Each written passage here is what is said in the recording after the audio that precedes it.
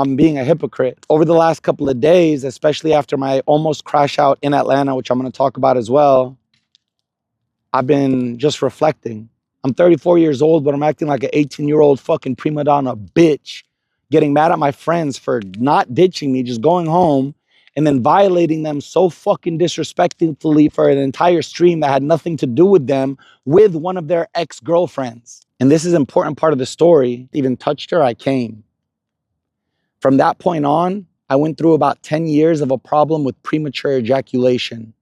Because I had a trauma response from when my mom caught me, all I had to do was touch my penis to remind my brain what happened. Bro, I was getting back shots all night, knowing you ain't did shit. Ruined my first relationship, ruined my second relationship, ruined my third relationship, ruined my fourth relationship, ruined my fifth relationship. All of them, I think, or maybe 3 of them, I got cheated on. I wasn't able to provide sexually. It didn't matter if I had millions of YouTube views. It didn't matter if I had $1 million in the bank account. It didn't matter if millions of people loved me and told me I was the shit because I wasn't hated on at the time. Inside, mentally and spiritually, I'm a child. I'm a bitch. I'm a boy. I can't please women. I can't even make eye contact with a woman because I know if I hit on her, it's eventually going to lead to sex. I'm going to come too quick. She's going to leave me. And she touched my penis. Guess what happened? I came. I felt like a fucking pebble. I wanted to go hide under a rock and never be seen again. I put on my clothes, gave her the $50, walked out, went to my car, sat there shaking, hoping nobody would see me. This is going to be the best night of my life, I swear to God. My whole life, I've always felt inferior to other men because of my premature ejaculation issue. But now that's fixed, so I've learned how to love myself. Next thing you know, Drake starts walking towards me, or I think he's walking towards me. He walks. I'm just standing there. Right in front of me, he says goodbye to Joel Embiid.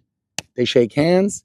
Drake comes in like this, but on this side, I'm right here. We're face to face. I don't make a move. I don't say hi. I just stand there. Drake goes to the right, walks out. My team is there setting up all day. My dumbass decided I need to stay home and recharge and get ready. I'll be there.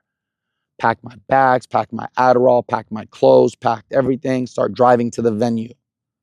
As I'm driving to the venue, my girlfriend calls me crying. I go, what's wrong? She goes, baby, somebody just called in a bomb threat. The event is canceled.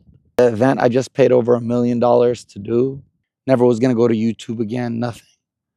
About a year later, I get a call from the manager that played me. And he goes, yo, you want to do a boxing match against the YouTuber that made the videos about you? I go, of course not. He's a professional boxer. Why the fuck would I do that? I go, but you know who I will fight? He goes, who? I go, his friend. He goes, let's see if I can set it up. This show, YouTube Cribs, had a production like Neon's bitch-ass production that he's doing right now that sucks ass. If I had that for YouTube Cribs, could have been on Netflix that next year. But I was by myself, so it was short-lived and we stopped. The problem with Tana Mojo being there, 3 months before that, we were partying together and I hit on her aggressively.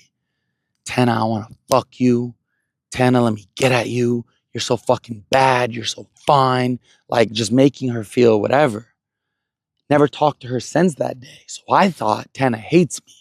So I thought when I show up on the reality show, my thoughts told me that she was going to expose me in front of everybody for being a creep and trying to fuck. Had to sit there for 86 days talking to Nadeem, now he became my manager, every day on the phone, telling me, yeah, so Neon's copying you. He's doing exactly what you did. He's doing collabs with Sneeko. Yeah, he's popping right now. Yeah, man, like they're doing IRLs. Neon ended up getting the deal that I was supposed to get by doing what I did that he copied. That's why I hate the kid. I find everything out. The girl, she was there for Adin. Adin was trying to riz. I cock-blocked. I ruined the 2-man. I didn't know. I'm 34 years old. These are fucking children, dog. Tell me you want her and I won't even look at her. Go on my flight, book my own flight, fly to Atlanta, book my own Airbnb. Don't tell a goddamn soul. I get an idea. I'm going to stage this house and I'm going to go live and I'm going to scare the fuck out of my team. And at the end of it, I'm going to be like, look, bitches, I'm fine. What ended up happening? I stage it by myself. I start the stream. You remember how I told you in my life, sometimes I lose consciousness?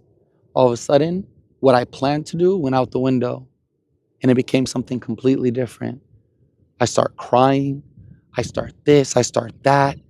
I call Nadeem. I find out he wants this. I call Susie. She wants my address. Cop shows up. All this shit. Oh, I won't stop, won't mess my groove up, cause I already know how this thing goes. You wait a couple months, then you gon' see. You'll never find a streamer that's better than me. That's why I hope I'm connecting to somebody today, especially with all the serious topics I'm gonna be talking about today. The stress breaks me so much. I lose about 30 pounds. I'm not eating. I'm throwing up and have diarrhea at the same time. And worst of all, I smash my head through a glass window trying to end it all. I was jealous. I was jealous that Sneeko and Adin had a relationship that I wanted. I wanted to be with them. I wanted to be one of them. I wanted to be a part of the big three. I wanted to use my content ideas. I wanted to be creative. And the fact that I ruined it on my own, nobody ruined it but me. I ruined it. I didn't have to do that. And now they're like best friends, and Sneako's a part of that family. Konvy doesn't hit me up anymore. Nothing. Like, we don't, nobody, everything. I give him a thumbs up. He replies and he goes, Yusuf, I care so much about you. I didn't ditch you that night. I'm sorry if that's what you thought. I care about you. I replied and I said, understood. I got it. We'll just do me. If you guys want to stop being my friends, I get it. And I love you guys. And I put a handshake emoji.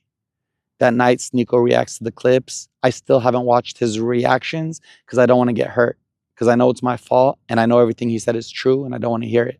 Whenever I've gotten to the top, I've always found a way to self-sabotage, hurt myself, as if I don't deserve good things, as if I don't deserve love. The company that my verbal abuser and the person who made me want to kill myself stole from me, I'm a red flag. I've gone to rehab 5 times. I do drugs. I do Adderall. I fucked up last year in the airport, but G7 is no more because G8 is here. Sorry. I'm not supposed to talk about you on stream, but I'm sorry, Tav. Sorry for disrespecting you, your client, the work you put into everything, and all the trouble and drama that I caused you guys from one trip to Toronto. I've been a piece of shit to you, dog. The best person that's ever been in my life, and no, I will never have a brother closer than you. And I have 2 of them. I love you so much. SSB, Konvy, tried texting and calling you today. I totally get it, my dog. Cheeser, all of y'all, I fuck with y'all. I fuck with y'all and I apologize. It was never fuck SSB and their whole crew. The AR loyals, it goes without saying, man. I went from gassing y'all up and calling y'all the strongest and best people on the internet to all of a sudden hating you guys and treating you guys like you didn't do shit for me. My streams would not have picked up back like they picked up if it wasn't for Adin Loyal's influence and Adin's influence. I apologize for anything I may have caused y'all. Y'all don't have to fuck with me, watch me, look at me another day in your life. But if you ever get to see this, I just want y'all to know I'm sorry. Long live love speech. I owe y'all one of the biggest ones. I disrespected your leader. I disrespected your patriot. I disrespected the heart of your operation. You're the best guy in the game, dog. And that's why I told you to trust me, and your pockets are going to be fat and you're going to be eating good. And I'm going to stick to that. You're now officially hired. You know that. You're an employee and I'm never losing you. Where the fuck is Kevin? Drake, I've used your name for content for like the last 13 years. I've tried to make it seem like I was with you with a hired actor. I've used your name, July 15th, everything. That goes without saying. I'm going to get your ass this week too, you little bitch. I still know where you are. Coming this week. Not telling you when. I want you to know, as a human, I apologize. You don't ever have to talk to me another day in your life, brother Hubert. But I just want you to know, I've, from day one, always considered you a brother. You've never used me for content. You've always been one of the first people there for me.